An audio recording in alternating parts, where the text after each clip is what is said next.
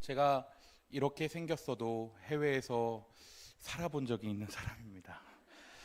생긴 건 된장찌개 먹고 국내에서 비행기 한번 안 타보게 생겼지만 하나님의 은혜가 하나님 계획이 무엇인지 모르지만 제가 싱가포르에서 4년 정도 살면서 교회에서 사역을 하고 오전에는 학교에서 공부를 하는 기회를 주셔서 신학교에서 수업을 들을 때가 있었습니다. 언어 과정을 마치고 수업을 선택해서 듣게 되었는데 대부분의 한국 사람이 그러하듯이 사람이 많은 수업을 찾아서 들었습니다. 왜 사람이 많은 수업을 찾아서 들었을까요?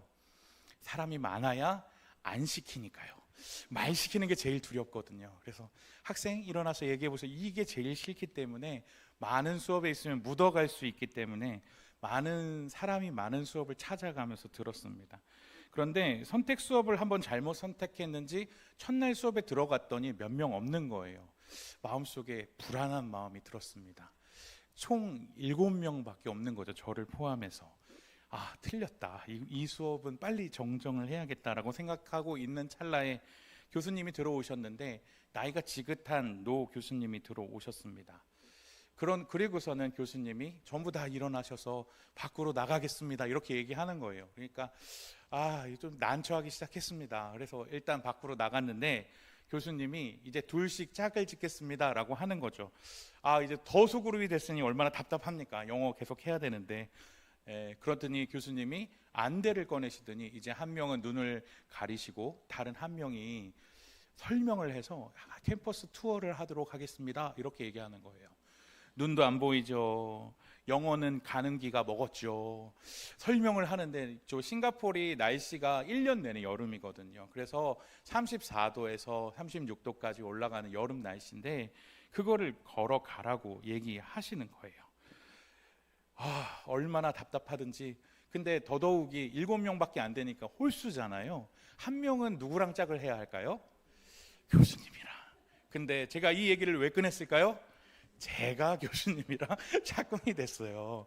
근데 다른 학생들은 다 이제 영어를 잘하는 학생들이고 저만 어떻게 잘 못하는 학생인데 교수님이 꼭 집어서 저보고 넌 내 짝이야 라고 얘기하시는 거예요. 그래서 한 바퀴를 돌기 시작했는데 제가 뭐 영어도 잘 못 알아듣고 하는데 교수님이 너무 친절하세요. 제가 잘 못 알아들어서 잘 못 가면 제 다리도 붙잡아 주셔서 계단은 이렇게 올라가는 거야 라고 알려주시고 거기 캠퍼스를 한 바퀴 딱 돌고 들어왔는데 온몸이 땀으로 훅 젖었습니다. 근데 더운 것도 더운 거고 못 알아듣는 것도 못 알아듣는 거고 답답한 것도 답답한 건데 제일 미안했던 거는 옆에서 교수님도 그렇게 땀을 흘리고 있는 거예요. 왜요? 제 옆에서 팔 잡고 같이 돌아다녔으니까요. 그때 그런 생각이 들었어요. 눈 하나만 안 보이는데 아무것도 할 수 있는 게 없구나. 나는 영어를 잘 못 알아들을 뿐인데 참 나는 바보가 됐구나. 이런 생각이 들면서 내가 왜 말 안 통하는 이 나라 와서 이 고생을 하고 있지? 저 교수님은 무슨 죄가 있어서 나를 만나서 저 고생을 하실까라는 생각을 했습니다. 그때 교수님이 더위를 식히면서 소감을 한번 물어보시는 거예요. 어떤 걸 느꼈니? 그랬더니 뭐 학교가 너무 좋고 학교를 이렇게 눈 감고 걸어도 안전하고 학생들 이런 얘기를 했던 것 같아요, 느낌상. 근데 교수님이 이런 얘기를 합니다. 여러분 많이 답답했을 겁니다. 말도 안 통하고 덥고, 특별히 제가 영어 이름이 알렉스거든요. 알렉스는 더 힘들었을 거예요. 제가 알렉스라고 하면 남들은 웃으시는데 여러분은 되게 성숙하시네요. 제가 알렉스라고 얘기하면 남들은 다 비웃거든요. 이미지가 잘 안 맞아가지고. 특히 알렉스는 더 힘들었을 거예요. 잘 못 알아듣기도 하고 더 더웠을 겁니다. 그런데 왜 제가 이걸 했을까요? 그 수업 시간이 선교학 시간이었거든요. 예수님은 아마도 여러분이 겪으셨던 것보다 훨씬 더 힘드셨을 겁니다. 하나님이신 분이 인간의 제한적인 몸을 입고 이 땅에 오셔서 정말 저와 같이 학생들의 발 맞춰주고 그렇게 호흡한다는 것은 예수님에게는 정말 정말 힘들고 어려운 일이었을 겁니다. 예수님이 왜 그렇게 오셨을까요? 그 이야기를 듣는데 딱 한 가지밖에 생각나지 않았어요. 예수님이 나를 사랑하셨기 때문입니다.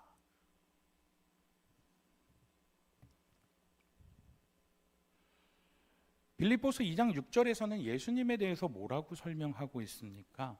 그는 근본 하나님의 본체시나 하나님과 동등됨을 취할 것으로 여기지 아니하시고 오히려 자기를 비워 종의 형체를 가지사 사람들과 같이 되셨다. 그분은 어떤 분이셨냐면 하나님이셨다고 말해요. 여기서 이 하나님, 근본 하나님의 본체시다라는 말은 변하지 않는 하나님 그 자체셨다라는 뜻을 원어적으로 갖고 있어요. 하나님의 그 신성, 무엇이든지 할 수 있는 창조주의 그분이셨으므로 하나님과 동등됨을 취할 것으로 여기실 필요가 없었다라는 겁니다. 그러니까 내가 하나님처럼 보이려고 애쓰거나 노력할 필요가 전혀 없으신 하나님 그 자체이신 분이셨다라는 겁니다. 그런데 그분이 어떻게 하셨다고 말하냐면 7절에 자기를 비워 종의 형체를 가지사 사람들과 같이 되셨다고 해요. 여기서 비우다라는 말은 우리가 물을 비울 때 말합니다. 아주 물을 흔들어서 탈탈 털어서 물 한 방울 안 남을 때까지 물이 가득 차 있던 통에서 자기를 아예 비워버리는 것, 그것이 여기서 쓰여졌던 캐노운이란 단어예요. 예수님께서는 하나님이셨지만 그 가득 찼었던 하나님을 다 쏟아내 버리셨어요. 왜요? 우리와 같아지기 위해서요. 그래서 결국 그분은 어떻게 되셨습니까? 종의 형체를 가지사 사람들과 같이 되셨다고 말합니다. 이 말은 모든 신성을 버리고 사람들 중에서도 당시 사회에서 가장 낮은 신분인 종, 노예의 신분과 같이 되실 정도로 사람이 되고 싶으셨다라고 말하는 거예요. 그리고 거기서 끝나는 것이 아니라 무엇까지 하셨냐면 8절 말씀을 보면 사람의 모양으로 나타나사 자기를 낮추시고 죽기까지 복종하셨으니 곧 십자가에 죽으심이라. 당시에 가장 수치스러운 죽음은 나무에 달려서 죽는 죽음이었습니다. 그런데 하나님 그 자체이신 분이 자기를 다 털어내다 못해 노예가 되셨고 노예가 되다 못해 가장 사람들이 저주받은 것이라 불렸던 나무에 매달리셔서 가장 최악의 죽음으로 죽으셨다라는 거예요. 예수님이 십자가에 달리시기 전날에 예수님께서는 감람산에서 기도하셨습니다. 그때 예수님의 기도가 무엇이었는지 기억나실 거예요.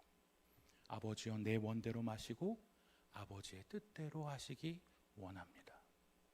자신의 뜻을 내세우지 않으셨고 철저하게 낮아지심으로 섬기시고 복종하시는 삶을 사셨습니다. 선교는 그 예수님의 이름을 하늘에 있는 자들과 땅에 있는 자들과 땅 아래에 있는 자들에게 전하여 모든 무릎을 예수의 이름에 꿇게 하고 모든 입으로 예수님을 나의 주시라 고백하게 만드는 일입니다. 9절, 10절, 11절 말씀을 선교의 마음으로 동참하는 마음으로 같이 한번 읽어볼까요? 시작. 이러므로 하나님이 그를 지극히 높여 모든 이름 위에 뛰어난 이름을 주사 하늘에 있는 자들과 땅에 있는 자들과 땅 아래에 있는 자들로 모든 무릎을 예수의 이름에 꿇게 하시고 모든 입으로 예수 그리스도를 주라 시인하여 하나님 아버지께 영광을 돌리게 하셨느니라. 아멘. 선교는 무엇입니까? 우리 아이들에게 선교 교육을 하면서 첫 시간에 물어봤던 질문이에요. 그랬더니 한 친구가 이렇게 얘기했습니다. 전도하는 거예요. 그래서 그럼 전도는 선교랑 뭐가 달라? 모르겠는데요? 이렇게 얘기하더라고요. 전도는 예수님이 나의 죄를 대신해서 십자가에 죽으시고 부활하셨다라는 것을 믿으면 구원받는다. 이 놀라운 복된 소식을 전하는 것이 전도입니다. 그렇다면 전도와 선교는 무슨 차이가 있을까요? 대상의 차이가 있습니다. 선교는 누구에게 전하는 것입니까? 복음을 다른 언어, 다른 문화를 가지고 있는 사람들에게 전하는 것이 선교입니다. 같은 언어, 같은 문화를 가지고 있는 사람에게 전하는 것은 전도라고 할 수 있겠죠. 이들에게 복음을 전할 때 복음을 전하는 자들에게 필요한 자세는 무엇입니까? 예수님의 자세입니다. 하나님이셨지만 자신의 높은 지위를 버리고 낮아지시고 죽기까지 낮아지셨던 주님의 모습을 닮아가는 것, 그것이 선교의 자세입니다. 흔히 선교는 줄어가는 것이다 라고 착각하기 쉬워요. 그러나 우리가 선교지에 있는 사람들이 우리나라보다 좀 더 못 산다고 해서 시혜를 베풀고 먹을 것을 주고 교회를 지어주고, 단순히 이것만 선교는 아닙니다. 선교는 예수님의 사랑을 먼저 받은 자, 먼저 구원받은 자가 예수님을 모르는 타 문화, 타 언어권 사람들에게 복음을 전함으로 그들을 섬기고 예수님 믿게끔 만드는 것이 선교입니다.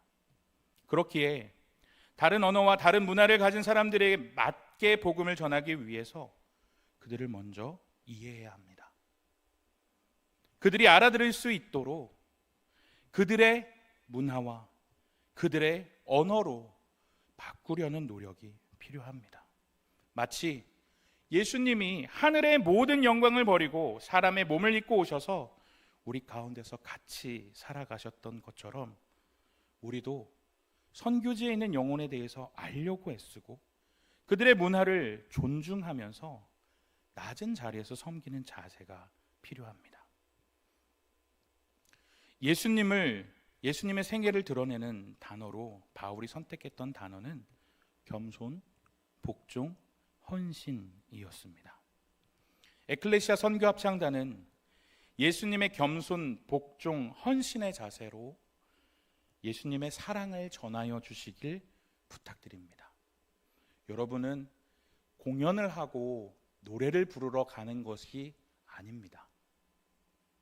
예수님의 사랑으로 그들을 품어주기 위해 가는 것이고 그 도구로 찬양이 사용되는 것입니다. 그것을 잊지 마시고 낮아지셔서 그분들에게 삶으로, 예수 믿는 사람이 어떠한 삶을 보여주는지 여러분의 삶으로 복음을 전하시는 복음의 증인 되시기를 축복합니다. 겸손하게 섬김의 자세로 복음을 전할 때 하나님께서 여러분을 복음의 도구로 사용하여 주실 것을 믿습니다. 예수님은 마지막 유언으로 우리 모든 그리스도인들에게 부탁하셨습니다. 사도행전 1장 8절 말씀인데 아마 우리 모든 송원교회 영가족들도 암송하시리라 믿습니다. 오직 성령이, 같이 한번 읽어볼까요? 시작. 오직 성령이 너희에게 임하시면 너희가 권능을 받고 예루살렘과 온 유대와 사마리아와 땅끝까지 이르러 내 증인이 되리라 하시니라. 아멘. 성령께서 여러분을 지키시고 권능을 부어주시기를 기대하셨으면 좋겠습니다. 매일 아침 경건의 시간, 매일 저녁 경건의 시간을 통해 성령 충만하도록 함께 기도할 건데 그 시간을 게을리하지 않고 귀찮아하지 않았으면 좋겠습니다. 함께 기도와 말씀으로 거룩을 도모하고 성령의 말씀에 민감하여지시는 시간이 되었으면 좋겠습니다. 우리 송원교회 영가족 여러분들도 성령 충만한 단기 선교팀이 될 수 있도록, 주님이 주시는 권능의 말씀을 잘 전하고 올 수 있도록 아름다운 찬양의 곡조로, 또 우리가 전하는 전도지로 예수님이 소개되어질 수 있도록 새벽을 깨워주시고 우리의 사역과 우리를 통하여 예수님이 드러날 수 있도록 함께 중보 기도해 주시기를 부탁드립니다. 그리하여서 가는 선교사, 보내는 선교사 모두가 하나님의 기쁨이 되고 하나님의 도구로 사용되어질 수 있는 우리 사랑하는 송원의 모든 영가족들이 되시기를 예수님의 이름으로 축복합니다.